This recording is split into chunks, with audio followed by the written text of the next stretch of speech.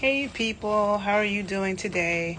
I'm Makeda Valletta, also known as, actually I'm known as a lot of things, but I'm on my Instagram page, Makeda Valletta Travels.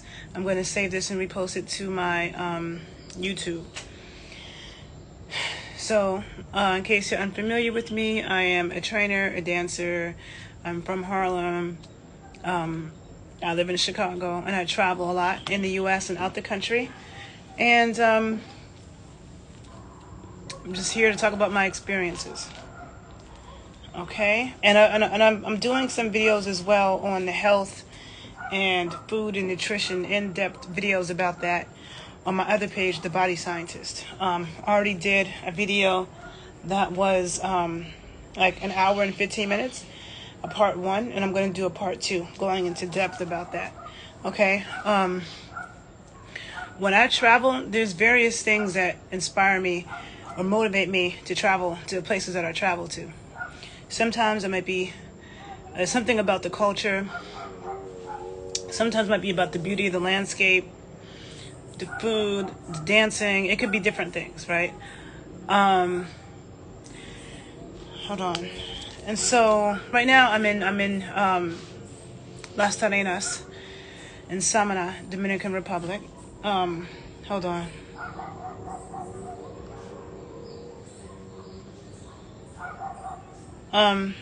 Okay. And this is my first time in this country, and I was in Santo Domingo first for 3 days, from Wednesday to Friday, and then I came here. And the Dominican Republic, I can say, I don't know, oh shoot. I don't know what I expected. I want to say it's not what I expected, but I don't know what I expected. So let me just give you a little background on me. I'm from New York City. I'm from the border of Harlem and Washington Heights. I'm Afro-American. And I grew up around Dominicans. And I remember being a kid and being confused because everybody in my neighborhood, I was hearing Spanish all day. Everybody in my neighborhood looked like me and my family. And I remember saying to my dad, wait, I thought that person was black. You know, they're speaking Spanish. My dad used to say they are black. They're black Dominicans. And, you know, Dominican is a nationality, not a race, you know, and you can have white Dominicans or black Dominicans or indigenous Dominicans or Chinese Dominicans, just like you can have Chinese Americans or white Americans or black Americans or Native Americans, same thing. American is a nationality, it's a nation, not a race. So I understood it very clearly, right? But the Dominicans that lived in my area looked like me and my family, right? And growing up, I always felt like I lived in the Dominican Republic, so I had no desire to go there. I used to say, I don't have a desire to go there because I feel like I live there. Because if you look at the map, my neighborhood is now, my neighborhood is now called Little Dominican Republic, right? And so I used to say that. And then, when I saw the anti-Haitian sentiment, it turned me off. So I love Haitian people, and it made me think, oh, like, I don't want to go there. They're, you know, so ignorant. And it's like, growing up, my twin brother and I, we never had a problem with any Dominican in our neighborhood, okay? Never had a problem with anybody. Nobody was saying anything crazy to me. But at the same time, and I wouldn't have been aware of the fact that they had a color issue. I can't even say a race issue, but let me say a color issue within their own people, like, because I never experienced anything, and it wasn't evident to me growing up around Dominicans. But the black Panamanians that I knew, like, my dad had a black Panamanian friend, and a lot of times, like, black Panamanians, people think that they're West Indian, English-speaking West Indian, because when they speak English, they often sound like an Afro-American or they sound West Indian. So a lot of Spanish-speaking people don't think they speak Spanish, and the black Panamanians I've known who have always told me about the racist things that they say. My Dominican friends never had any issues, but I remember they would tell me that their parents were really ignorant and color struck. Like, it'd be somebody Drake's color, and they'd be like, somebody Drake's color would say that somebody in their family told them they were too dark to hold the baby or something. So I would always hear these things, right? Even though it wasn't evident to me living amongst them. And my twin brother is dark skinned, and same thing, right?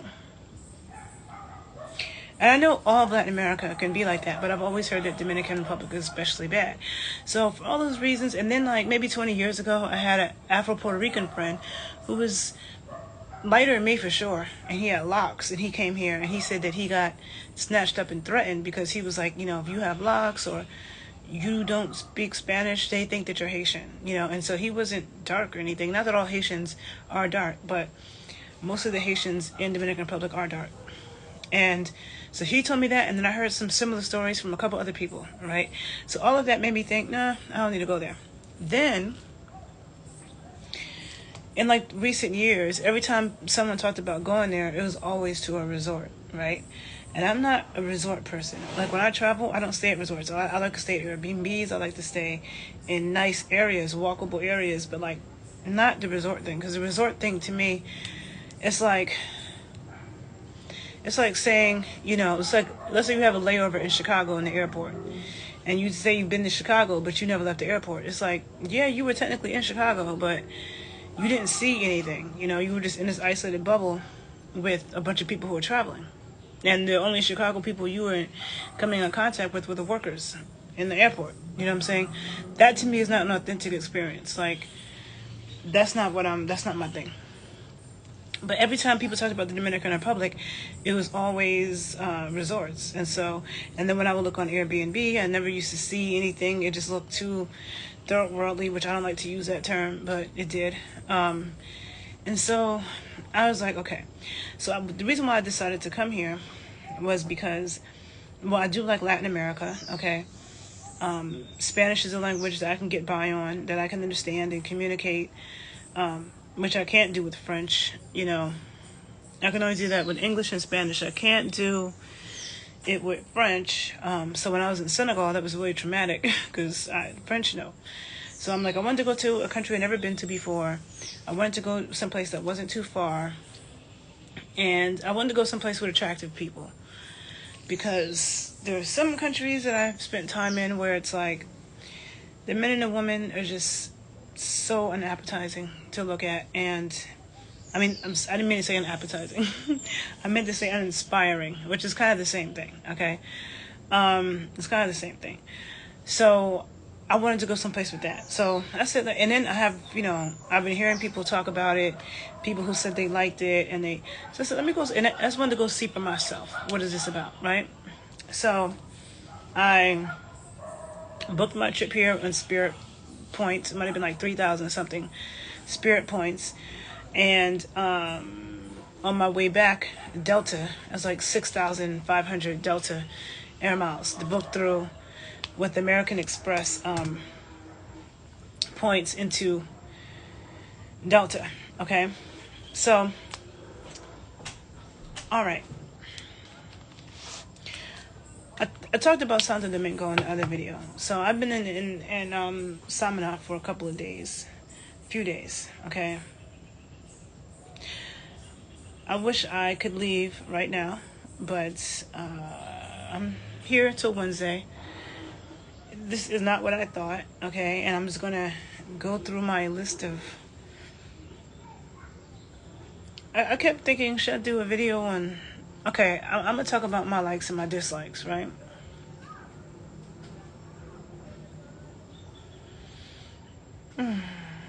Okay.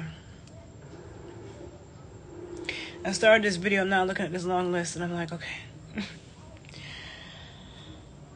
One of the things I'm going to say that I noticed in the Dominican Republic, period. Okay, I'm going to go through some things that I've noticed just in the country, from the places that I've been, Santo Domingo and Samana.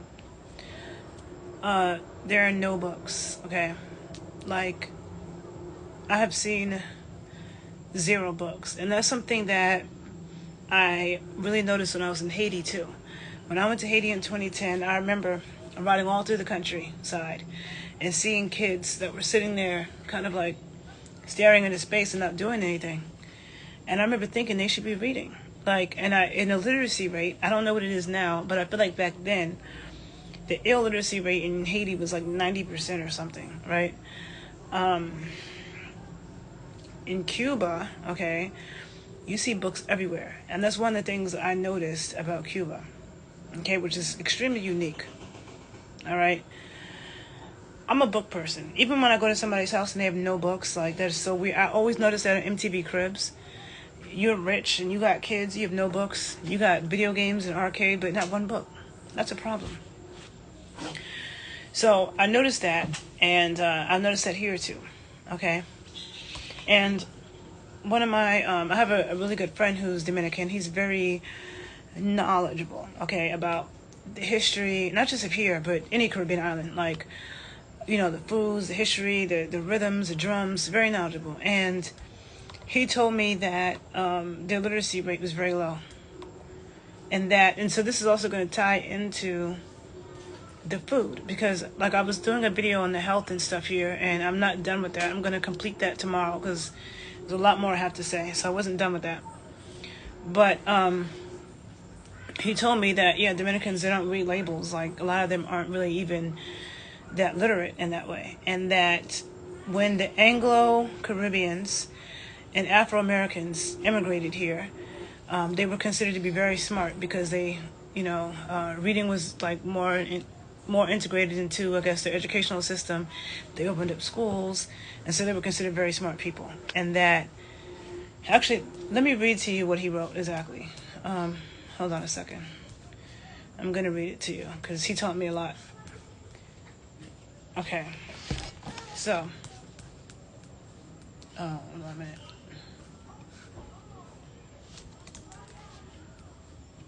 And there's things about the food, because I'll talk about that a little here, but I'm going to get into that more in my video on my other page, which I started talking about. But,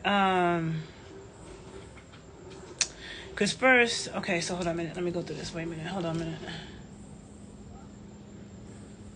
Okay, let me say, okay, so yeah, let me just go, because I asked him about some food stuff and the book thing, and so he gave me a answer with all of it, so I'm just going to read it.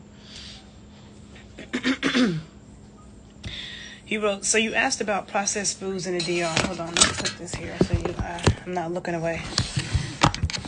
Okay, hold on a minute. Oh, shoot. Okay. All right, he said, so you asked about processed foods in the DR. I would say it started around the 1970s, 1980s in some households with the powdered milk. I had powdered milk in my childhood, post-breastfeeding years. Because the electricity was mostly absent, we only got 6 hours of electricity at best in the late 80s and 90s. Fresh milk would spoil fast. We used to cook with lard and coconut oil, and that went away with all the American and Chinese imported oils, which are much cheaper. Okay? And combine that with having one of the lowest literacy rates in Latin America, second worst, and sometimes the worst, Dominicans are not really reading labels or getting educated on health because the reading comprehension is very low. And then he wrote, there is a reason for that too. In summary, the Dominican public's population was overwhelmingly free blacks, morenos, and again, in not just in Dominican Republic, but in Latin America, you have the term morena, moreno, or negro and negra. And so it doesn't just refer to the skin color, okay?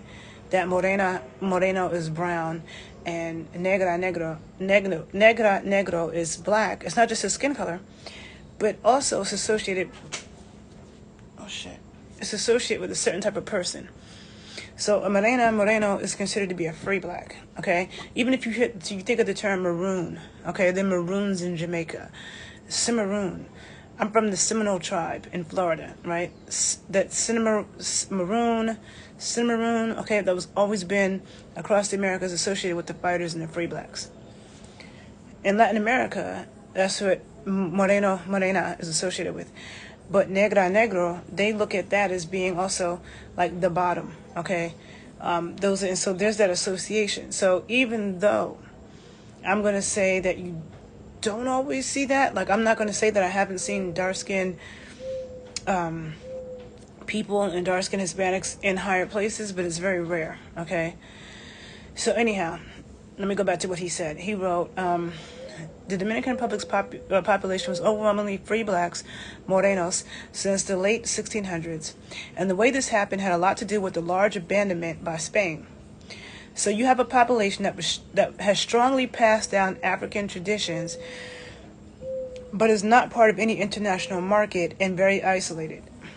Free blacks often lived away from urban centers, Free blacks often lived away from urban centers, so mostly very country people. And this abandonment continued all the way up to the modern days. So what you end up with is a double-edged sword. A population that can sustain itself in very country, but also very unexposed to the rest of the world and very undereducated. Compared, for example, to English-speaking Caribbeans who have had reading as a larger part of their repertoire since they are Protestants. Cuba's communism brought the education to a super high level, so Cubans are much more well-read than Dominicans and way more literate. And back to your original question on the food. Oh, shoot. With the American and Chinese markets, the government doesn't care who comes in and floods local markets as long as they get their cut, like a mafia. You will never find non-organic apples imported from the U.S. and Dominican Republic during Christmas. He said you will even find non-organic apples imported from the U.S. and DR during Christmas. Meanwhile, they can grow them in 3 towns out there, and those towns produce apples, but they are too expensive for locals. Rice and spaghetti are no more than 60 years old in the culture as mainstream food.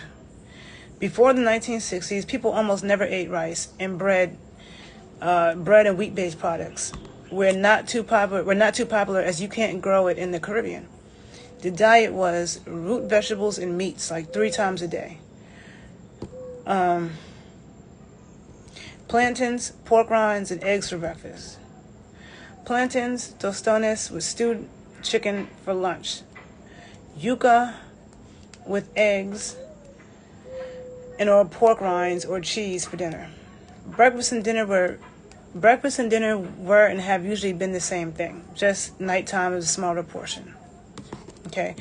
Now, so then I had responded to him about, I noticed in Cuba, the books everywhere, and a very literate country. And the books in Cuba, that's one of the things that I loved about Cuba and really stood out to me was there were tables. Okay, you go in certain areas and there were tables of books.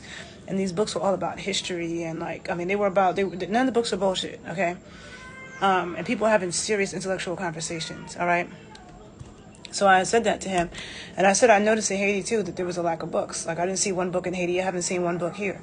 Even in Colombia, I see bookstores, So anyhow, he said, yes, that is a big difference between Cuba and Dominican Republic. I honestly have people, my grandparents' generation, who don't know how to read and write properly.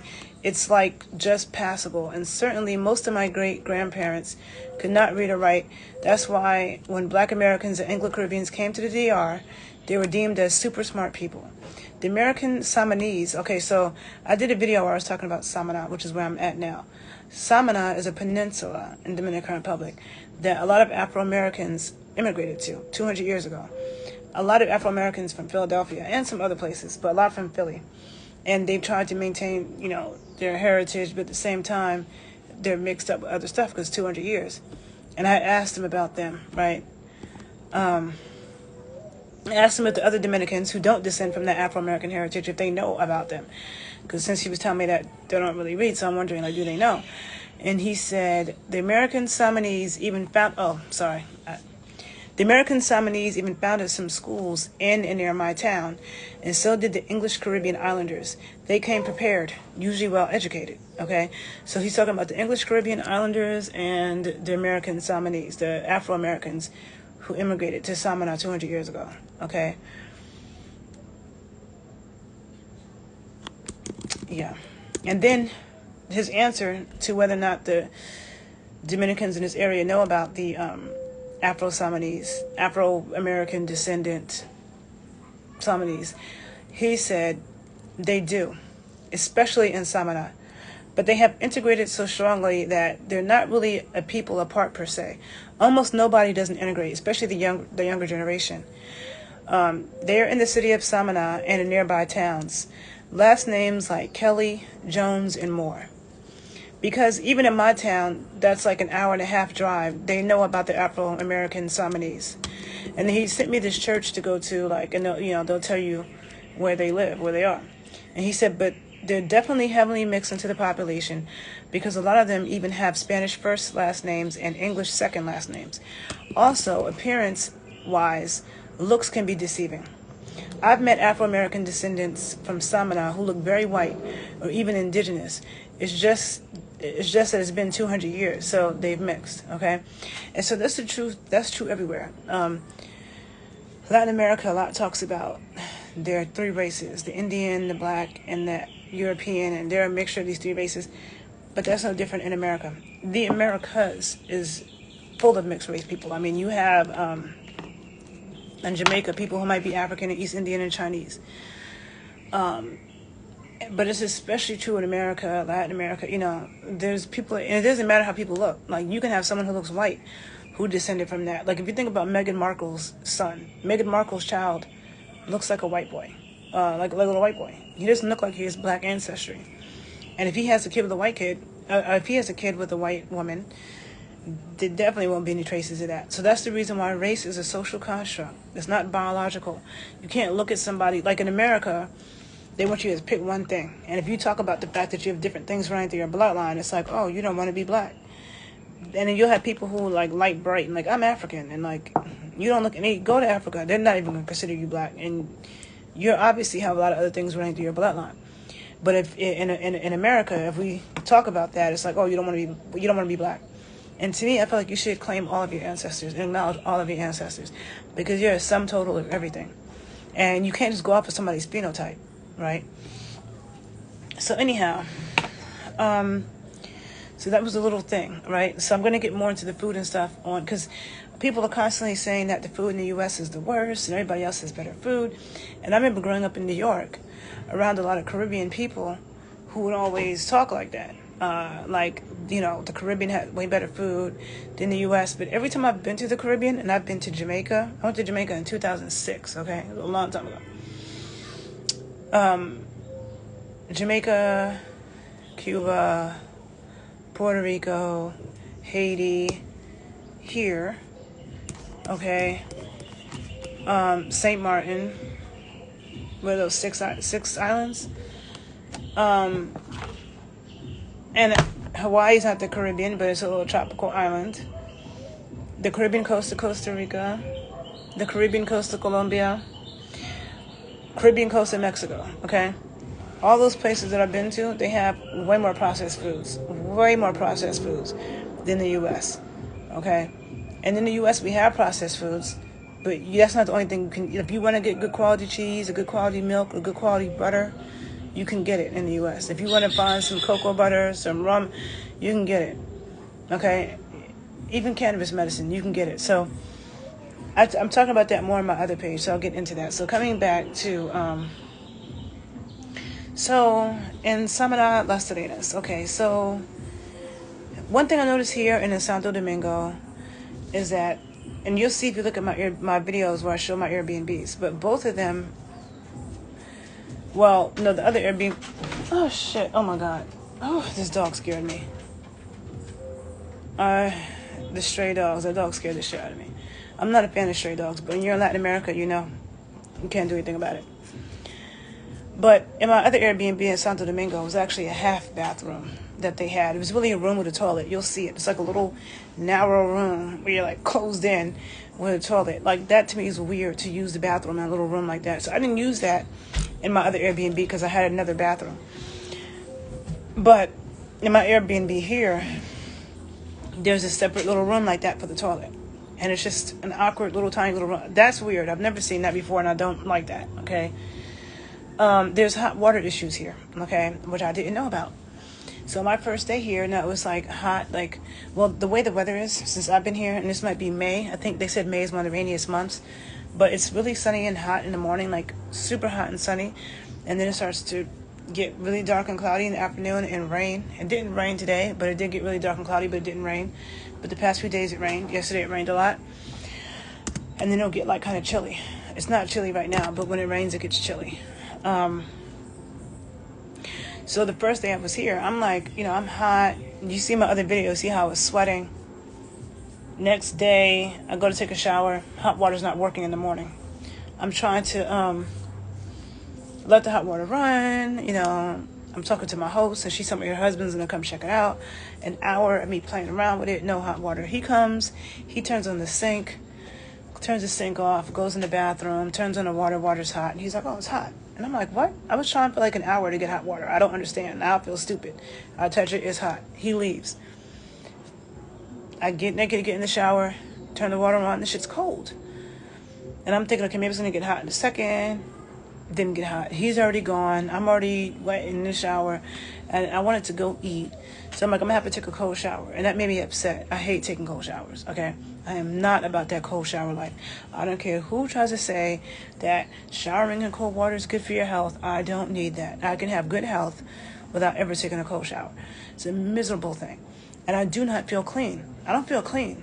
Just like I don't feel clean if I don't use a washcloth. I need a washcloth and some hot water and soap. Those 3 things. Okay. So I took a cold shower. Wasn't happy about it. I then text him and tell him what happened. He's like, oh, I don't know what happened. I left already. I'll come check on it later. And if you're not there, I'll just come in anyway. So now it's the evening. I hadn't heard from him. I'm eating. I asked him, did you get to come by? He said yes. He said everything was fine. So I said, okay. He said that his hot water was working fine. I said, I'm going to be back in an hour, and I'll let you know. I get back, and I really want to take a hot shower so bad. And I get back, turn the water on, the water's cold. I text him and tell him that, no response. So now at this point, I was just like, I need to go someplace else. I wanted to go to a different Airbnb, okay? I really want to go back to Santo Domingo, okay? Because I'm like, at least in Santo Domingo, I can get a taxi, because here, there's no taxis here, okay? Oh, well, the taxis are motorcycles, and I'm not about the motorcycle life at all. But I'm definitely not getting on a motorcycle with a suitcase or bags. No. But that's the only kind of taxi that exists here. So everywhere I go here, no matter where it is, I'm walking. I have to walk a far distance, and you guys saw the stairs that I walked up to get here in my other video. Now my legs are like, I feel like I gained some muscle and strength from walking up the stairs so much, but I have to go walk and get it. So if it starts to rain, and I'm like, I don't feel like sitting here for an hour till the rain stops. I can't just go hop in the taxi. Gotta wait, you know what I'm saying? So it was the middle of the night, and I wanted to leave and go to a different Airbnb, but there's no way to get a taxi. And you have to maybe call one in the daytime, like way ahead of time. And this dude that I had met, he's like, oh, I have a motorcycle. I'm like, I'm not getting on your motorcycle with a suitcase, dude. So that feeling of feeling stuck, I hate that feeling. I hate feeling like I don't want to be someplace and I want to leave and I cannot leave.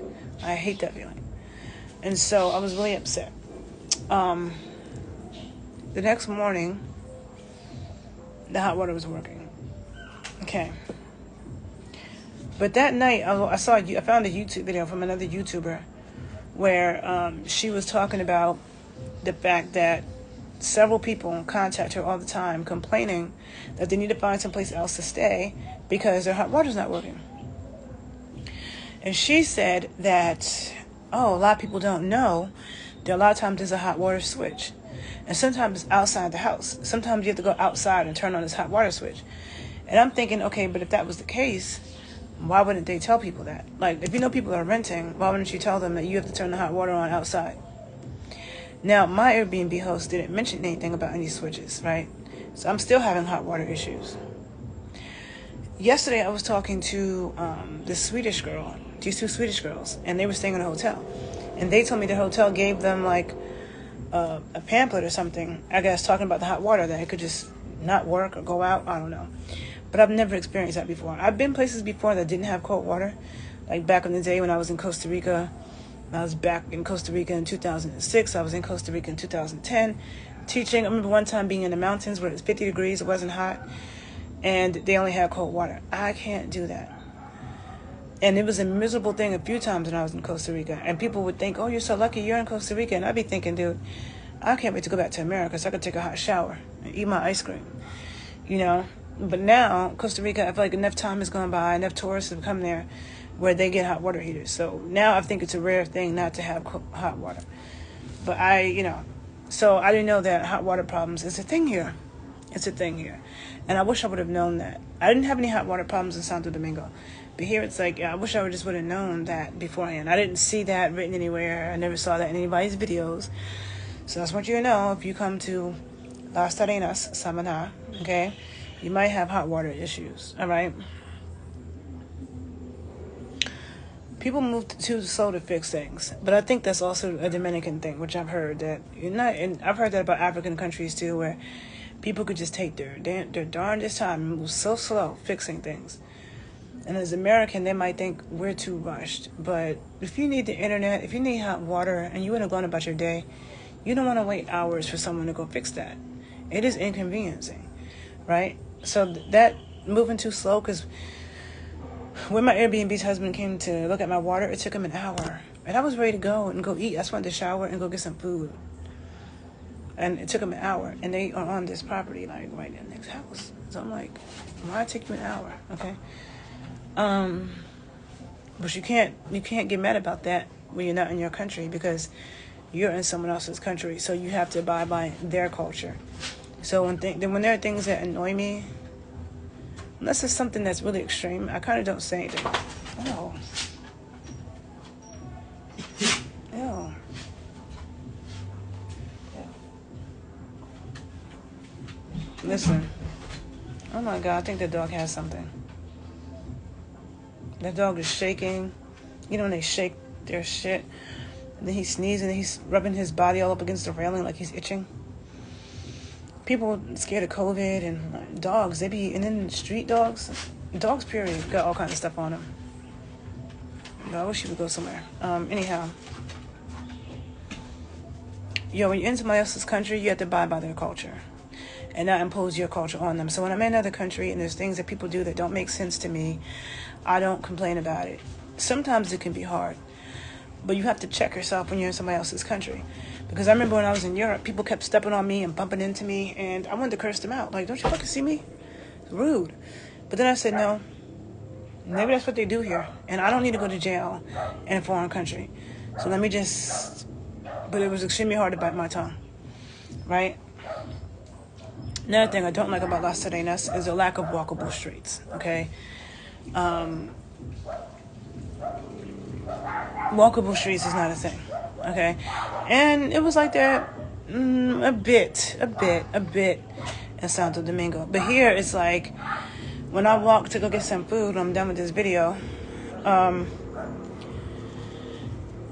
you're walking like on the side of, there's motorcycles, mostly, not many cars, basically motorcycles and like four-wheeler things. And you have to kind of like the sidewalk might be this narrow, or you step out in the street, or you're walking on a tightrope sidewalk and looking out for motorcycles. I don't like that. I definitely like walkable streets and sidewalks, so it's another thing. And there's no pavement in a lot of places, okay? And it can be rocky. Like, when I turn up the main road to go where I'm at, it's a very rocky, unpaved, like, dusty type of road. So there's a lot of that as well. So that's the reason why it's good to bring sneakers that you don't care about. Sneakers that you're not stressed about, them getting dusty or muddy or whatever. Even though, let me tell you, the people who live here, they're not walking around looking dusty and muddy. Let me just be clear, okay? But a lot of them aren't walking that much. They're on motorcycles and scooters. You don't see people walking that much. Most of them are on motorcycles and four-wheelers. I'm just not about that life. If I come here again, I would try the four-wheeler, but I need someone to give me a tutorial, because I don't do stuff like that, and I'm like super concerned about getting injured. Like, I can't get injured, and I definitely don't want to get injured and hurt in a foreign country, but I don't want to get injured and hurt, period, okay? So, but that's how most people move around here, okay? I don't like the heavy tropical rain. People will talk about the Caribbean and the tropics, like, it's ideal weather. But I personally would rather deal with snow than to deal with tropical rain, because I don't like being wet unless I'm in the shower. Otherwise, I don't like a whole bunch of water falling down on me and then you're cold, because at least you're in the shower, it's a hot shower, and you get out and you put a towel on and you dry off. Then I moisturize, sealing the moisture, and I'm not cold anymore. But if I'm walking around in the rain and the stuff is falling on me, and now my shoes are wet and your sneakers are all squishy, or you got on flip-flops and that's squishy and your feet are wet, your clothes are wet, I hate that feeling. So I cannot stand tropical rain at all. And before I came here, I knew I should have brought an umbrella, but I didn't feel like putting another thing in my suitcase, and I didn't. Big mistake. If you come here, definitely bring an umbrella. Now, however, the kind of umbrella that, with that tropical rain, you need them big umbrellas. I'm not traveling with something that big. And I don't know why in places like this, they don't sell umbrellas. I'm like, somebody should have an umbrella hustle. But I don't like the tropical rain, and it has, every day that happens. And it's just and then I have to sit and wait. Yeah, maybe I was about to go do something. Now I got to sit for 90 minutes and wait for it to stop because I'm not walking in that. But yesterday I saw some teenage girls. They were walking barefoot. And this is not like a clean area, okay? This is like walking barefoot down the street in New York to me. Walking barefoot, splashing in the rain. And like just in the water, like I'm just like, could not be me. No. The food here. There's too much Italian food and pizza. This is like, there's like a strip of beach and there's restaurants, okay? And all the restaurants are Italian restaurants and pizza and burgers. Now, I don't want pizza ever, really. I mean, I grew up in New York. I ate pizza every day. I had enough pizza for the rest of my life. If I never had pizza again, I wouldn't care. But at the same time, being from New York, I don't like a lot of people's pizza. Most of the time when I would travel other places, I wasn't impressed with their pizza at all. Chicago's known for their pizza, like, I'd rather eat pizza in New York or Chicago or somewhere than to eat pizza in the Dominican Republic. And a lot of Spanish-speaking countries, everyone I've gone to, Colombia, Cuba, they all have a lot of pizza. There's more pizza places in Havana than in most American cities. There's more pizza places in Havana than in Chicago. Okay, I don't understand that with the pizza, but I definitely don't want pizza from Cuba. I don't want pizza from the DR. I don't want pizza from Colombia. Like, I'm good with that. If I'm going to eat pizza, I'll keep it in New York or Chicago. But there's a lot of pizza here. And when I say Italian restaurants, like, Italians don't just eat pasta. Like, if I go to an Italian restaurant in New York or an Italian restaurant in Chicago, they're going to have other things on the menu besides pasta. Because I'm really not a pasta eater like that. But here, their Italian food is like basically all pasta dishes for the most part. I don't want Italian food here either. If I'm going to eat Italian food, I'd rather keep that to New York or Chicago or Italy. But there's no Dominican food in Las Terrenas, where I'm at. And the tourists here are all white tourists. But when you're here, you don't get a vibe of like, oh, it's mostly white people over here. Because most of the people over here are Dominicans, and they're my color. And they're darker, Haitians and Dominicans. But the tourists, they're all white. It seems like it's all white tourists come over here. And all the businesses look like they're owned, most of them, by Italians. Okay? And so I don't like being places where there's no variety in food. Because I don't want that. I thought there was going to be some Dominican food over here. I thought it was going to be some fish and some rice and beans and some tostones, some fish cooked in coconut sauce. Because my friend told me over here they cook a lot in coconut sauce, coconut milk and stuff like that. But that's not what's over here. I mean, I did eat it. I'm going to post videos a little bit of some of my food. I did go to one place that had shrimp and fish in like a coconut sauce, but it was mahi-mahi, which they call dorado. Which I thought mahi-mahi was from the Pacific Ocean, but apparently there's some over here too, which I didn't know. But I'm not a fan of mahi-mahi anyway. But that seems like the main fish, or the only fish I see cooked over here is mahi-mahi. But it's too much Italian food and pizza. Like, I feel like I'm in food hell with that.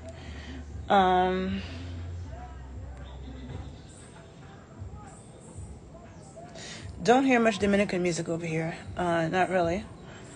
I hear more of that in my neighborhood in New York, in the Heights. A lot of merengue and bachata. You hear that here and there here, but not really. I have heard Haitian music, and I love compa. I heard compa in Santo Domingo too. When I went to a Haitian restaurant with such good food. Oh my God, I want to go back to Santo Domingo just to eat at that restaurant. You know what? I might do that before I head out on Wednesday. I might take the taxi to that restaurant and eat there before I go to the airport, because that food was good. But in that Haitian restaurant, they had the most beautiful, and I'm going to post a video of that food. They had the most beautiful compa playing, and I love the sound of Haitian music. So I have heard that. Maybe even more, or just as much as anything Dominican, right? So that's interesting, because you don't hear Haitian music too often. I don't even hear it in New York that often. But I love it, and it's very underrated. The city is very dirty. Not just the city. Everything that I saw from Santo Domingo was very dirty, but then driving from Santo Domingo over here to Las Terrenas, Samana, extremely dirty the whole ride, and over here is extremely dirty, like to the point where, you know, it makes me think, like, and I'm not an environmental science expert, but it makes me wonder, like, how do people on Caribbean islands deal with waste and garbage? If anybody knows, please let me know, because I'm thinking it must be difficult. My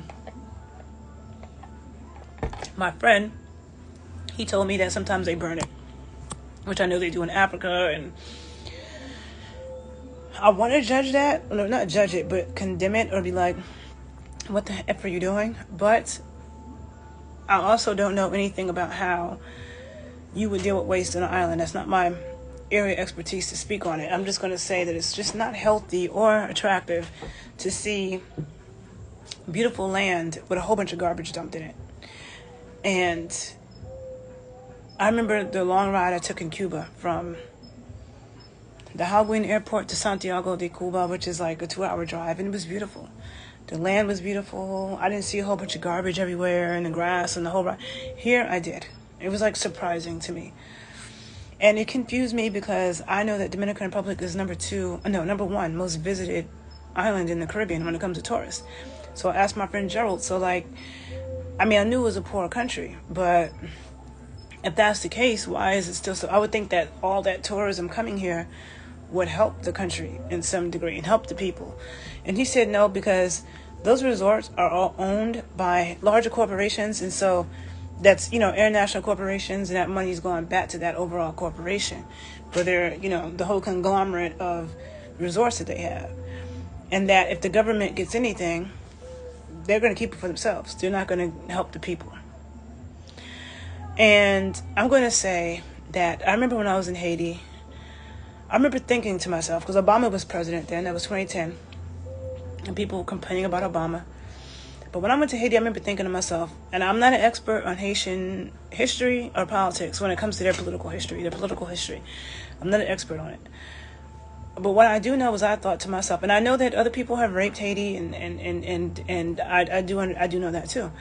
But still, even with that being said, I still felt like this looks like what happens when your own leaders from your own country don't care. Because there's no way that this just happened just from outside people.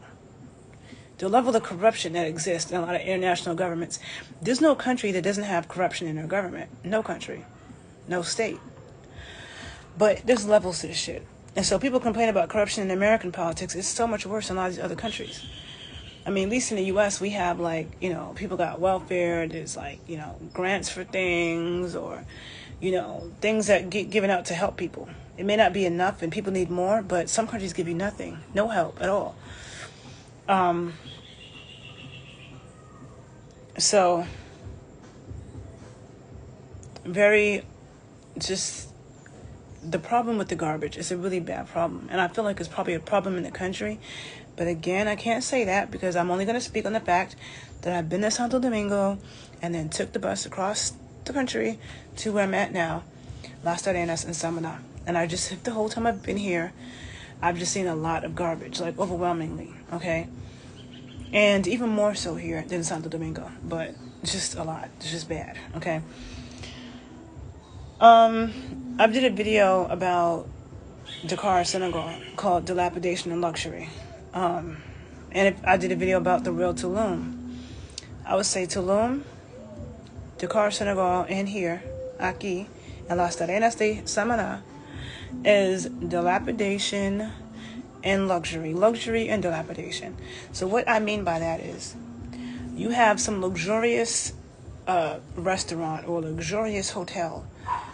In the midst, when you walk outside, everybody around you is starving. Everybody around you is living in a shack. There's dirt and dust and garbage and dilapidation. This luxury structure, this luxury building, this luxury hotel, just put in the middle of the most dilapidated thing you could ever see. That's Tulum. Tulum is very overrated. Tulum looks nice in pictures because people are in these complexes that they rent, which are nice.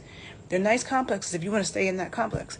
Once you leave out that complex, it looks like terrible outside. There's no trees, all these rocky unpaved roads, all this ugly construction. It's an eyesore. It's not pretty. Okay, Costa Rica was one of the first countries. Well, was the first country I went to, and I spent a lot of time there for a while. And I remember thinking, I want to go somewhere else. I didn't appreciate at the time the pure. To me, I feel like Costa Rica, Colombia, and Mexico amazing, but I didn't appreciate Costa Rica's real rica, the richness. It really is. And you don't see that luxury and dilapidation situation, okay, like you do in Tulum. And also here, just like in Tulum, they're building all these. There's a whole bunch of luxury structures that are being built around here. So this might end up being the next Tulum, Las Terrenas. It might be, to some degree. But at least Tulum, they have taxis, you know. But it's just weird to me because everything around here is so, it's like two extremes. It's so dilapidated. People have nothing. You see kids sitting outside with nothing. Like, they're just, I don't know, like, and where they live is like a little tin house. A little concrete house with a tin thing on top of it. And so it's just like extreme poverty, and then you have like luxury places. But again, the people don't look. The places they live might be really poor or, you know, looking, but when you move around and you see Dominicans who live here, they don't look like that. The Haitians who live here, they don't look like that, you know, well dressed, clean, stylish. You know, Cuba was the same way, okay, except Cuba had better structures in the houses and stuff like that.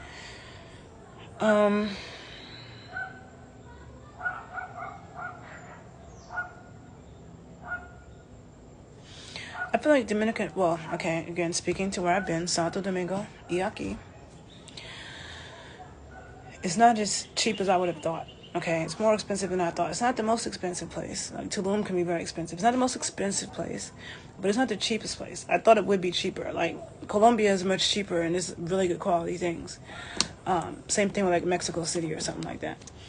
But in Santo Domingo and here, it's, you know, a few dollars cheaper than stuff would be in the U.S., and I'll do some posts where about the food and what I paid, because, you know, I don't want to make, I know I'm going to be talking for an hour, so I'll do a video about that if you want me to. Or I'll just post it when I post my food videos. So maybe something, like, let me give you an example. Maybe if I got, like, a plate of food, like, let's say some shrimp and coconut sauce with some rice, and a drink or two. Let's say I had two. The bill might come out to like $28, like maybe $28, $30. Which in the U.S., if I had that, that might be like $50. You know, I don't know. So I don't know. I'll post about it.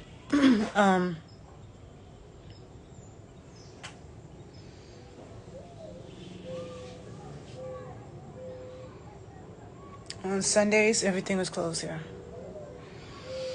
Not everything, but most of the food places, not all of them, but most of them were closed. So that's another thing to know if you come to Las Terrenas and Samana, that on Sundays a lot of things are closed. It's kind of like a little ghost town a little bit. And the electricity. I don't know if I mentioned that. I mentioned the hot water, but the electricity just was off, like, out of nowhere for like an hour. And my friend told me it was like not until like 2018 that that they had, you know, consistent electricity. So you would need to know that when you come here, you might have hot water issues. You might have electricity issues. The internet's not that fast. Oh, and also, since I've been in the Dominican Republic, period, I can't log into things that have to do with money outside my bank account, but like my credit reports, like sites that like anything that has to do with, there's a lot of sites that are restricted, let me just say that. And I don't think I've experienced that in other places, but that's happened a lot. And the internet is okay. It's not super fast, not super slow. Uploading.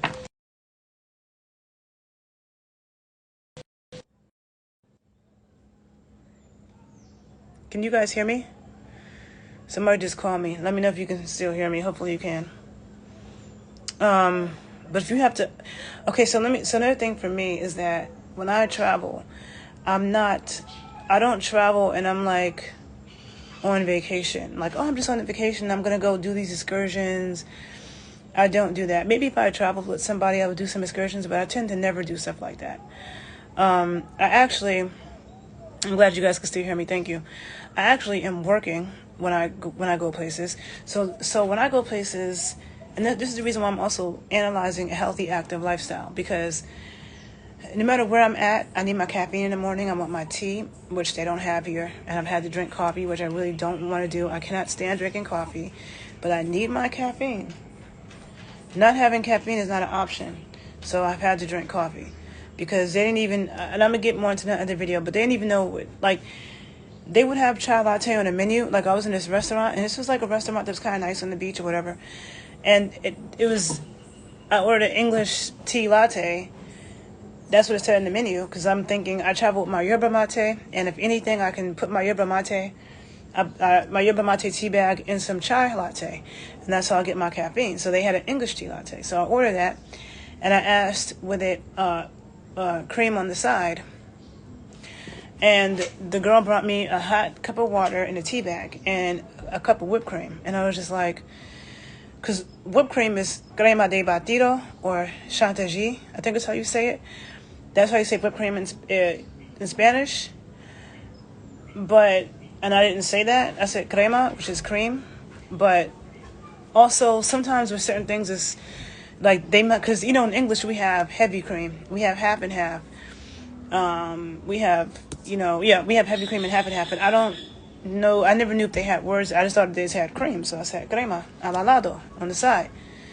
And she brings me a cup of whipped cream. Okay, so finally, I'm explaining to the other guy. He understood. He said, "Oh, crema de leche," which is cream of milk. I guess that's how you say cream. So then I'm saying, okay, that's one thing. But then this is not a latte. A latte is not a cup of hot water in a tea bag. And it was like they were looking at the menu and they're like not understanding that this is not a latte. And it took a while so like that, yeah, like Spanish speaking people aren't really into tea. Like Spanish speaking, but in Santo Domingo they did have Starbucks, so I could get my matcha at least. But I'm trying to think of. Oh yeah, so when I travel, I still have work to do. So I need a good internet connection, a good and consistent internet connection. I need to be able to get food easily. I never want to stay in a place where I have to jump through hoops to get food, which is why I like to be in cities, because like Mexico City, when I was in Cuenca, Ecuador, Medellin, and Cali, Colombia, Santo Domingo, they all had Uber Eats and stuff like that. The other countries I mentioned besides Dominican Republic had something called Rappi, which is like their version of Uber Eats, but better, because they deliver everything to you. They deliver toys, clothes, cleaning whatever you need, okay? So I like that, because then instead of having to go get every single thing and having to go sit down and eat and having to go all the way over there and to come all the way back again, because I do have work to do. And I also don't feel good if I eat crappy food, and if I go too many days eating crappy food, or going too many days eating things I don't normally eat, like bread and pasta, because that's the only thing there is to eat here. And I'm gonna talk more about that in my food videos. But the food over here is terrible. I mean, like, okay, I had some food that was good, but it wasn't good enough to keep eating every day, and that's like the only good thing I had. But the breakfast I had yesterday was the nastiest shit ever in life. Okay. And I'll probably post that too. But it was like, they called it American breakfast, which is so funny to me, because what people be calling American breakfast is shit we would never eat. So it was like 2 fried eggs, with ham. It's supposed to come with bacon, but they say they didn't have bacon, which, that's another thing. Spanish-speaking countries, okay, all of them, from Spain to Mexico to Colombia to here to Cuba, they love pork, okay? They eat a lot of pork, okay, fine. But you love pork so much, and they don't have bacon. They never have bacon. They never freaking have bacon. And to me, if you're going to eat pork, bacon is like the best thing, the best part of it. How do you eat pork and not eat bacon? But they had bacon on the menu, but of course they were out. And so it was 2 fried eggs, I think 3 or 4 pieces of ham, okay? And it was like it wasn't even a good ham. Like, I could eat ham if it's good ham. but it just was like nasty, like super processed, not good quality ham. And then like 4 slices of cheese that tasted like rubber, and like if somebody blindfolded me, I wouldn't even be able to know that was cheese that I was eating. It was so flavorless and so nasty, and so I really didn't want to eat it. But in foreign countries, in foreign countries, I always feel like people aren't going to give my money back, so I don't try to dispute it. I just think, okay, I'm about to pay for it. But then I didn't want to have all my food in the plate because people start asking you, oh, what's wrong? You don't like the food? And I don't want to hurt people's feelings. I don't want to get into that. I just wanted to go. So I'm at the table taking food off my plate and putting it into napkins and putting it into my bag so I could like seem like I ate some of the food. And then I get up to go pay. And then it was an Italian woman that owned it. And she's like, oh, you didn't eat your food. Like, you didn't like it? And I was like, no, not really. And she's like, well, what was the problem? And I'm thinking, I really don't want to hurt her feelings, but that was nasty as... And I said, well, I really didn't like it. Like, I'm trying to not be mean. And she's like, well, okay, if you didn't like it, you don't have to pay for it. I'm not going to charge you, which I was thankful for. But I have a headache right now, kind of. I just don't feel like my best because I don't like drinking coffee. It makes me feel a certain way. But at the same time, if I don't have caffeine, because caffeine is addictive, I'm going to get a headache and not be able to think straight. So I do need my caffeine.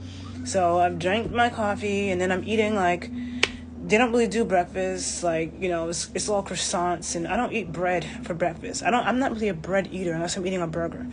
But I don't eat croissants and bagels and things like that for breakfast. You know what I'm saying? I'd rather some eggs and potatoes and bacon, or some eggs and rice and beans and cheese or something like that. That's the kind of breakfast I want. So happy to eat that. Like today, you know, like yesterday I think it was a croissant with ham and cheese on it. Today it was a croissant. I asked them to put some eggs on it. But I just don't want all that bread. And so it makes me not feel like, you know, so I just can't. I look forward to going back to the States and eating some food. Okay? And I return to New York and be at my parents' and ask my mother to please cook me some food. Some curry chicken and rice and peas that she makes so well. Because I'm not... And then the breakfast I ate yesterday, they had toast. And I said to them that I wanted mantequilla, no margina.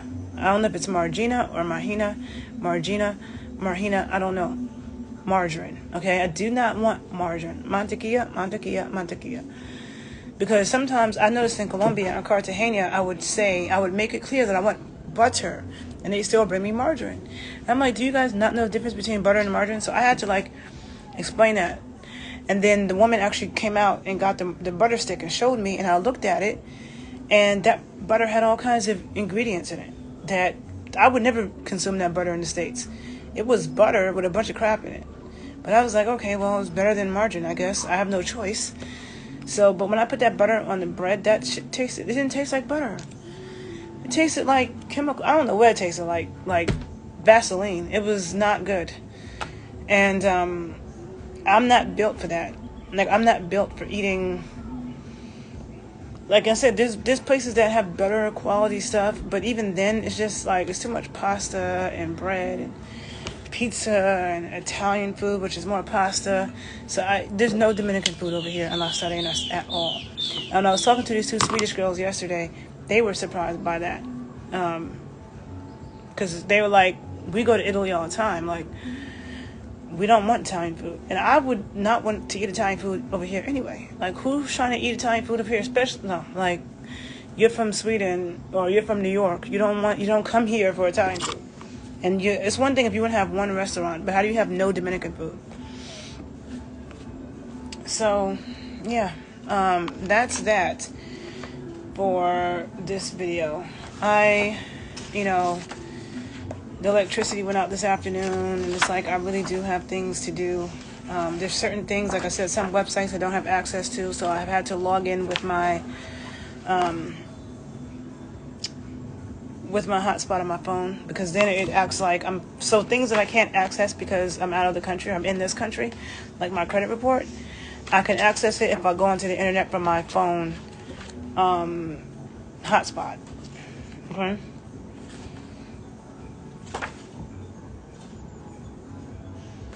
So basically, I said in the beginning about why I wanted to come here. I gave those reasons. I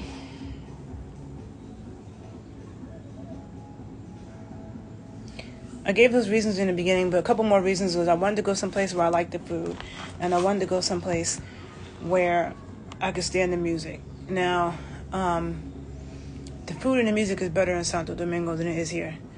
The music is okay here, even though right now I'm hearing some house techno music from somewhere. I don't know why.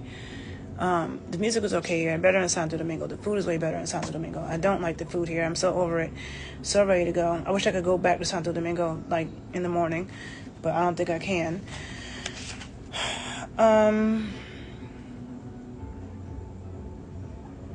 Because in Santo Domingo there was like a whole area of musicians outside, you know. Okay, so, and the music was nice. There was like different types of, like, you'd be on different blocks and there'd be different musicians. So yeah, so that's, you know, I guess the thing, there's no taxis, there's really no addresses, which is true a lot of places, but I've never been any place before with no taxis. Like, taxis were expensive in St. Martin, and you had to call them. Sometimes you could catch one. I remember them being difficult in Costa Rica, but I've never been but that was like a long time ago. I haven't been to Costa Rica since like 2015. I don't even think Uber existed last time I was in Costa Rica, but I've never been any place where there was just really none, and they were all motorcycles. And so if you come here riding motorcycles and four-wheelers, it's how most people get around, then maybe a car, but you don't want to ride a regular bike. I've seen nobody on a regular bike. It's all motorcycles, four-wheelers, and cars here and there. Or you walk like me, because I'm not getting on those things. And so that's good exercise, because most people don't walk enough. And even here, people do walk, but a lot of people don't on those. So I like the ability to walk, because I feel like, you know, in the U.S. we don't walk enough. I mean, you do if you live in a city like New York or something, but walking up hills is good exercise. So anyhow, that's that for this. I'm going to go on with my day and try to eat some type of food, because I don't want to get a headache. And basically, since I've been here, I've had one meal a day, which is, you know, pretty okay. It's just too much work to get food, okay?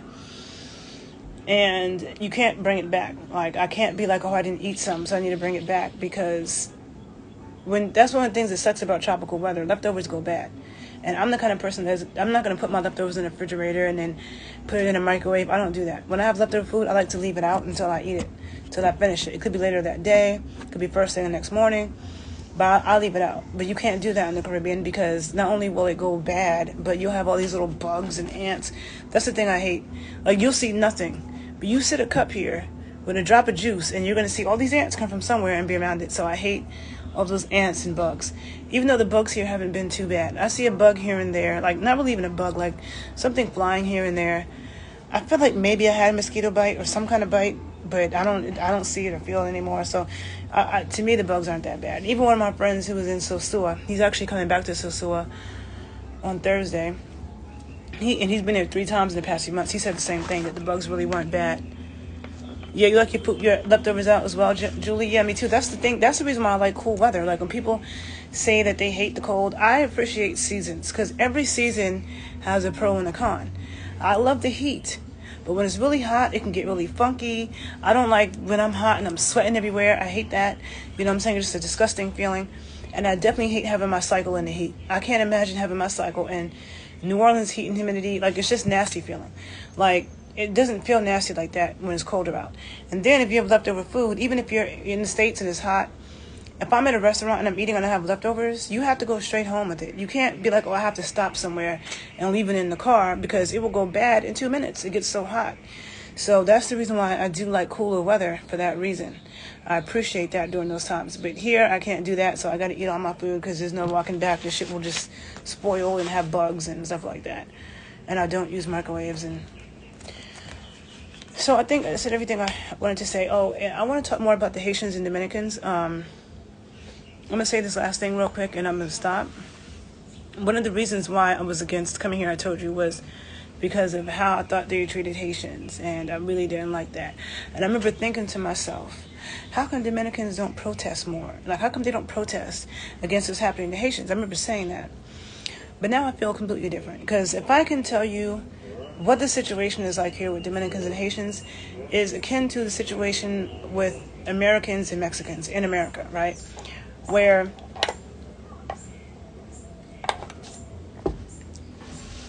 you have a president like Donald Trump, or other politicians who might have been like, build a wall, get these, get them out of here, send them back. But when you come to America, and there's Mexicans everywhere in America, I don't care what state or what city you're in, there's Mexicans everywhere. And when you come to America, you don't feel an anti-Mexican sentiment when you're moving around every day. I'm not going to say there aren't some people who might not fight a Mexican. Most of that is gang related, somebody attacking a Mexican. Most of that's gang related, but in general, Mexicans are working, they're doing, so loud, they're doing what they're doing. And I hate when people say that Mexicans do work that Americans wouldn't want to do. I wouldn't say that. I would say that they do work that we won't do for the price that they do it for. Because we've worked to have a living wage, the right to a living wage. And a lot of times people who are illegal immigrants will work for pennies. And we're not going to do that. And it actually undermines what we have fought for, and it can cause an issue. A lot of people say it's a myth when people say that, illegal immigrants being in the U.S. is messing with their jobs. It does, though. You know what I'm saying? Immigration, period, can. But that's a whole other long conversation. So here, it's the same thing. You have, but when you're moving around, at least in America, I travel around a lot. I don't feel an anti-Mexican sentiment. You have Mexican restaurants everywhere.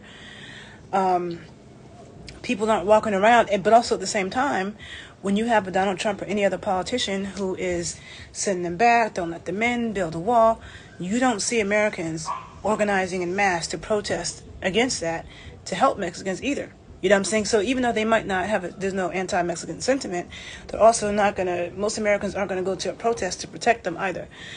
And so it's basically the same thing here. Like, I honestly don't feel any animosity between Haitians and Dominicans here. All the art stores have Haitian art, they have Dominican art. You have Haitian restaurants, you have Haitians in the street painting. And every Haitian that I've asked, do you like living here? They always tell me yes, they do. That's what they told me. Just like a lot of Mexicans might tell you yes if you ask them that in America. Some might say, I miss home. Like one Haitian told me, well, home is always going to be Haiti, and I miss home. So you have Mexicans that will say that. And you have other Mexicans who are like, I'm so thankful to be in America. That's why they did what they did to get here. So it's the same thing here with Dominicans and Haitians. But there is not, I don't feel this, but I stayed away from here for all these years because I'm feeling like, oh, they're just really fucked up, the Haitians. And no, it's not it. Okay, so I'm going to say that. And because Haitians speak multiple languages, I'm also going to say, in some ways, it's not equivalent to the American-Mexican situation, because you have Haitians here who might be doing like yard work and stuff like that, but you have a lot of Haitian artists who are creating amazing art all over the place. Okay, and there's also, and I saw this other Afro-American woman who has she has a page. She's an older Afro-American woman. I'll post one of her videos below, and she lives in Punta Cana, and there's a bunch of Afro-American women in this video that all lived in Punta Cana and been living there for years, and they're talking about this, and they said that there are resorts that they have gone to where the people all working at the front desk are Haitian because they speak multiple languages. Haitians are speaking English and Spanish and French and Creole. And even when Haitians say they don't speak Spanish, if you speak to them in Spanish, they'll understand you. You speak to them in English, they mostly will understand you depending on what you're talking about. And so because they speak multiple languages, that actually can put them in a position sometimes to have, like, I've seen Haitian security guards. I was lost the other day walking back the first night because I got something confused with where I came from, and it was dark. Okay, there was no lights, and it's like pitch black. And even though it's pitch black, and I'm like, I have to walk up this hill in the complete darkness, I did not feel unsafe.